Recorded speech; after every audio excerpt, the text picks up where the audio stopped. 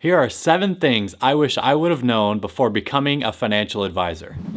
Number 1, and it's first on the list for a reason, is taxes. As a financial advisor, you're going to be doing a lot of taxes. And I don't mean doing taxes in the traditional sense, like filling out a tax return and filing someone's taxes for the year with the IRS. What I'm talking about can be described as tax planning, and it involves looking into, discussing with clients, or making recommendations surrounding what types of retirement accounts to use, when or when not to accept certain taxable events in their finances, understanding what deductions a client is already taking, understanding what deductions they could be taking, getting an idea of where within their tax bracket they lie, developing a plan for the taxation of their income in retirement, so later down the line in their financial plan. And one of the biggest points here is near the end of March and certainly through April of every single year, answering hundreds of tax questions for people. All of those conversations, by the way, need to be handled very carefully because as a financial advisor, it's not likely you're licensed to file tax returns or give tax advice. So what I can do is provide information to my clients, information that usually pertains to their financial situations, and then allow them to make informed next steps on how to proceed with their tax situation. So the conversations can be a little bit touchy and odd at times. You need to know a lot about taxes, but you can't actually legally give tax advice. And this is exactly why I tell people time and time again when they ask me what classes they should take in university or college when preparing for a career in wealth management or financial advising or maybe investing in general, I point to taxes. I still maintain that the 3 tax classes I had in college, while I didn't think they were going to be very important for me at all, are the most valuable classes that I ever took. I wish I would have taken far more than just those 3, and for anyone looking to become a financial advisor in the future, taking as many tax classes as they possibly can is almost always going to be beneficial. Next up, I didn't realize how important selling as a skill would be to be an effective financial advisor, and I don't mean selling like trying to get people to buy your products. As a financial advisor, you need to be very effective at selling people on your ideas, your recommendations, your thoughts on what the best options are for them in their financial lives. And it's not necessarily that people don't want to listen to you and you have to convince them of doing something they otherwise would never have done. It's more so that you need to be effective at communicating why someone has to do something to the point that they feel relatively confident, if not very confident, about doing that thing, but also being careful to not bore them with all the details underlying how a certain strategy works, the laws that go into it, how that strategy might apply in the future, or just other minutiae that you could certainly spend 30 or 60 minutes talking with them about with every recommendation. In this item number 2, I'll also loop in confidence. Confidence is extremely important because when you're communicating your recommendations and selling people on your ideas for what they should be doing, if you're confident in that communication and you present yourself in a certain way, they're going to be far more likely to take that recommendation and they're going to be more comfortable when taking it. If I were to look across the table to my client and go, I think you might need to switch from a pre-tax 401k to a Roth 401k plan, they likely would not feel very inspired by that method of communication. So I need to be confident and effective at selling people on the ideas that I know are probably best for them to do. And then also selling in a traditional sense. I don't want to neglect that fact, especially with a new person coming in to meet you for the first time. You need to sell them on the idea that you're a good financial advisor so that they'll choose to hire you. Number 3 is that you really don't need to know that much about the stock market, certainly not about individual stocks in general. And if you wanted to, you could even get away with a successful career as a financial advisor without even knowing about basic portfolio construction. I say this because the vast majority of broker-dealers have corporate managed investment portfolios that you can very simply meet with a client, have them invest $100,000 with you, and then just you source that $100,000 into a company managed model. All your job as the advisor is to do in that type of a scenario is talk with the client about what risk profile they want to invest at, briefly describe to them the general facts about the investment strategy that you're going to use, and then you deposit the check and pick a strategy that your corporate headquarters probably runs where they do all the investment decision making, all the trading, all the rebalancing for you. So you can be pretty hands-off when it comes to investment selection. I know a lot of financial advisors that are. I know some financial advisors that aren't hands-off but probably should be. You definitely don't need to know how to pick stocks. I really don't even like the concept of picking individual stocks for clients in most cases because there can be a lot of concentrated risks with individual companies. That leads pretty well into point number 4, because you might be asking, okay, AJ, if I don't need to know all that much about building investment portfolios, what am I really doing then? The fourth thing that I wish I would have known more about becoming a financial advisor is that in a lot of conversations, you're basically just a psychologist.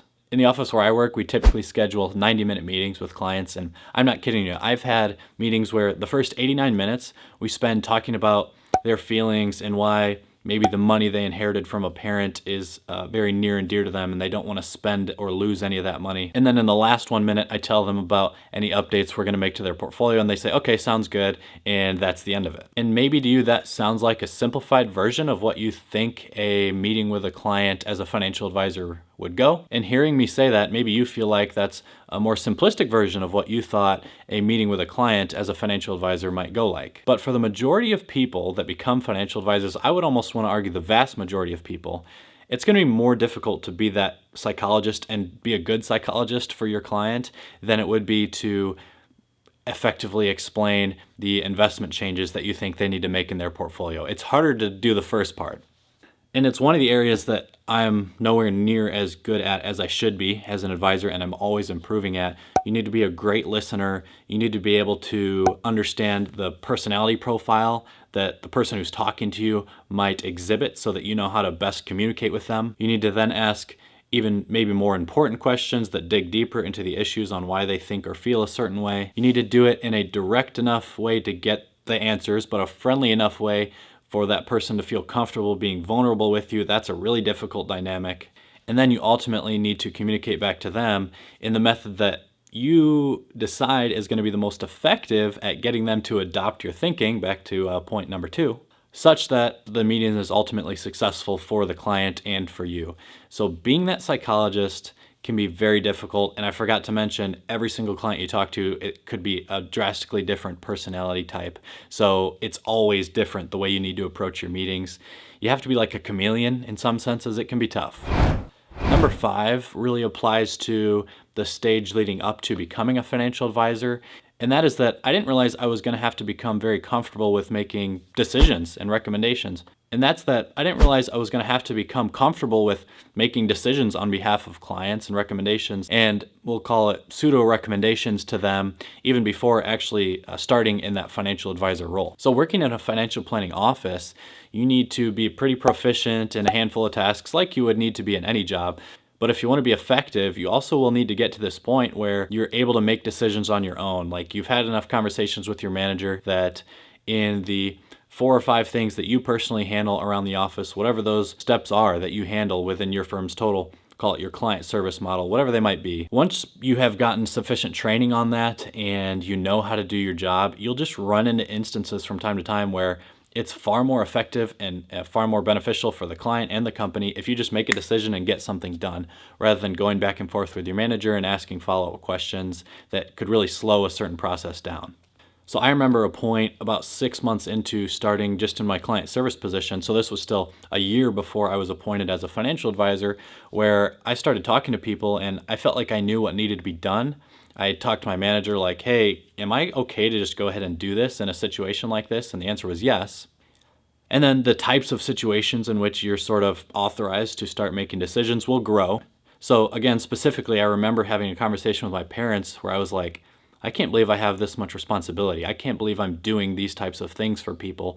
The work I'm doing is making a big impact, a big difference in what decisions are being made. And it's on me, it's kind of my job in the office to get these things done. So it can be surprising, going back to the confidence piece, you want to be confident in the work you're doing to be effective at communicating and effective at making decisions in a timely manner and getting things done. Number 6 is similar to point number 5, but in a different sense.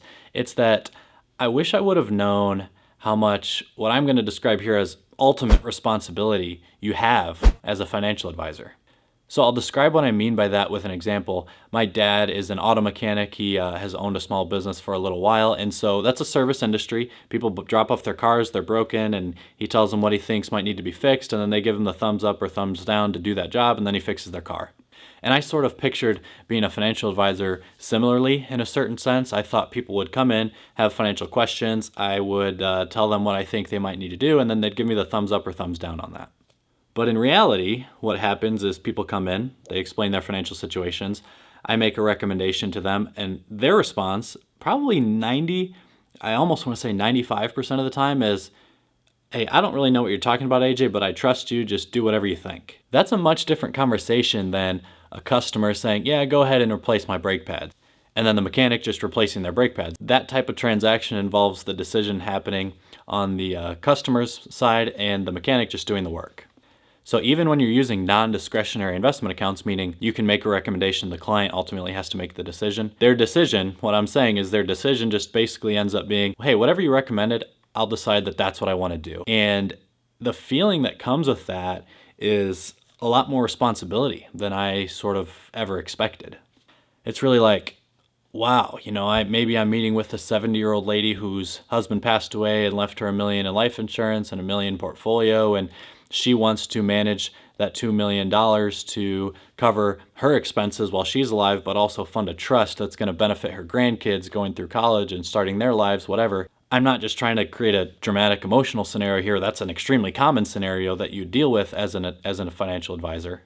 So maybe there's a certain way you think her investment accounts need to be structured surrounding her trust's ownership of those accounts. Maybe there's just an investment change you think she might need to make. Maybe you want her to do a Roth conversion and take some money from the IRA that she had from working, in her 30s and convert it to a Roth now because she's in a lower tax bracket. Whatever the situation might be, it's very likely that client's just going to go, yeah, whatever you think, I trust you. And you're going to sit back and realize whatever I communicate to this person is going to have a huge impact on not just her life, but the lives of like her family, and her legacy moving forward. So that realization can be humbling. It can, for me, lights a little fire underneath me to say, hey, I better be doing my job right, to really take care of this person when they're putting their full trust in you.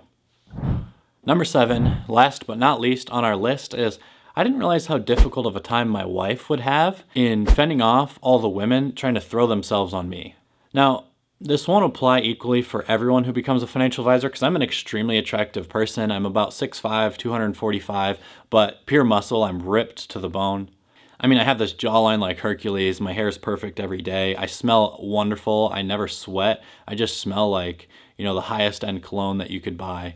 But also just a little bit of like that animalistic, human pheromone that the most attractive people put off that really subconsciously attracts the opposite sex. That's exactly my persona. All that being said, becoming a financial advisor only amplified the effects that those factors would have, put out onto women in the public. So it's almost like, Tom Cruise in Hollywood with the amount of paparazzi. So it's almost like the paparazzi following around Tom Cruise or something. When you look at the amount of women and men, for that matter, that really want to take my wife's place in my life and become my partner, they want everything to do with being connected to me on a day-to-day basis. They're certainly not going to say no when I offer to buy them, Gucci handbags like I do with my wife every day because of the huge income that I earn as a financial advisor. And so I'm not necessarily saying they're just in it for the money, but that's a major factor when you have dozens of women throwing themselves at you every day.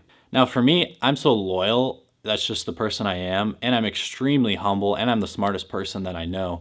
So for me, I'm so loyal that I just don't even see all the other women out there. But my wife, it's hard for her to get over the fact that that's how I think. So she can be worried when you have these extremely, extremely beautiful, smart, intelligent, successful people wanting to, take your place. And I understand that, but she's still far superior to all of them in almost every aspect of life. So it's not a problem in our relationship. Just know that if you become a financial advisor, you will definitely deal with those same struggles.